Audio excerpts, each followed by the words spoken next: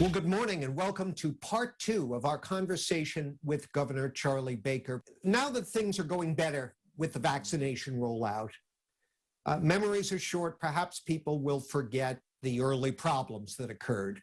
But we have seen your approval rating in polls take a dive. Two common comments that I hear about those early problems, I want your response to because they strike me as impressions that might linger. One is they had months and months to plan for this. Why didn't they plan better? And the other is you'd think a high-tech, highly educated state would have been smarter and more tech-savvy when it came to things like websites and access. Can you address those two complaints? Well, I guess the first thing I'd say, John, is at this point in time, we are a national leader with respect to how many people are getting vaccinated and where they're getting vaccinated and how the program and the process is working. I think in some ways we also prioritized some populations early on in some communities that we felt were vulnerable that didn't get the same attention in other states that they got here in Massachusetts. Generally speaking, no one's done what all 50 states and most of the rest of the world are up to here, which is putting to work a vaccine program that involves a vaccine that is in limited supply, which straight out of the gate creates all kinds of interesting issues for people. But in addition to that, requires very special guidance and special tools with respect to your ability to both freeze it and store it and thaw it and use it. And I think for everybody, not just here in Massachusetts, but everywhere else, creates some interesting dynamics around the rollout. But I'm very pleased about the fact that we made adjustments as we went along here. We said it would be lumpy and bumpy to begin with, and it was. But we're now performing as well as any state in the country with respect to shots in arms and people fully vaccinated. And in the end, I do believe by the time you get to the end of May, the beginning of summer, 4th of July, whichever particular milestone you want to pursue, we're going to be as good as or better than anybody else in the country. And that's what the people in Massachusetts deserve. Well, give me an example of a lesson learned from the early stumbles that you can carry forward. I think in some respects, there are many lessons learned, and we did the best we could to incorporate them into how we made decisions. I think with respect to supply, we did not expect, we were told in December that we would have more supply than we knew what to do with by February. That certainly didn't turn out to be true. We heard the same thing in January about March. That didn't turn out to be true. That created a real dynamic and a high level of anxiety for people, which I completely understand. And I think the decision to create a pre-registration program that would make it possible for people to sort of hold their place in line or get a place in line came out of our concerns about the fact that supply just wasn't going to be there for a while. And we're pleased that at this point, it does seem we're going to have the supply we need to be able to move quickly through the rest of the community and the population.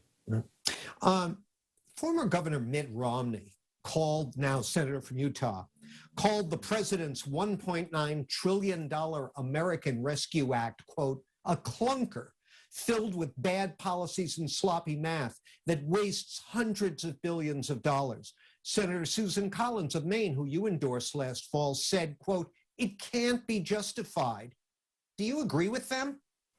I think in many ways, if I've learned any lessons since the beginning of this pandemic, is that we should all be really careful about making absolute statements about much of anything. If you go back and even look at some of the early things that Dr. Fauci said, you know, who's among the smartest people who's played this hand since the beginning, and you just took some of the things he said in sort of March, April, and May, you know, I'll give you a really simple one. He was quoted pretty early on as saying he didn't think there was a lot of asymptomatic transmission with COVID. That turned out to be a giant, huge issue for all of us as we were dealing with managing this issue going through this. So I'm not much of a fan of absolute statements. What I do believe is that getting out of this is critical to everyone, and the economic impact of this, separate and apart from anything that's associated with decisions that were made at the federal state level, is profound. Just think about what business travel is going to look like, even when we get back after the pandemic. Or think about how many people are going to be working from home more time than they ever used to because they can.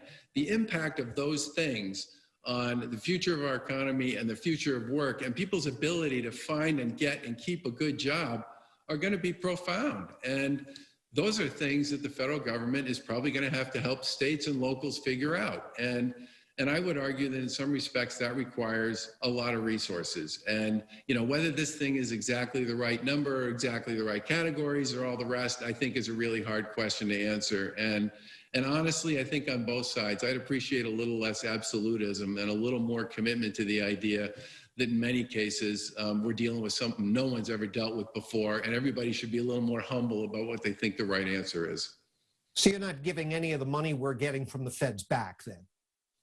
I think, you know, honestly, just figuring out what the money we're getting from the feds actually, how it actually works and how it actually can be used is something we're still chewing our way through. I will say this.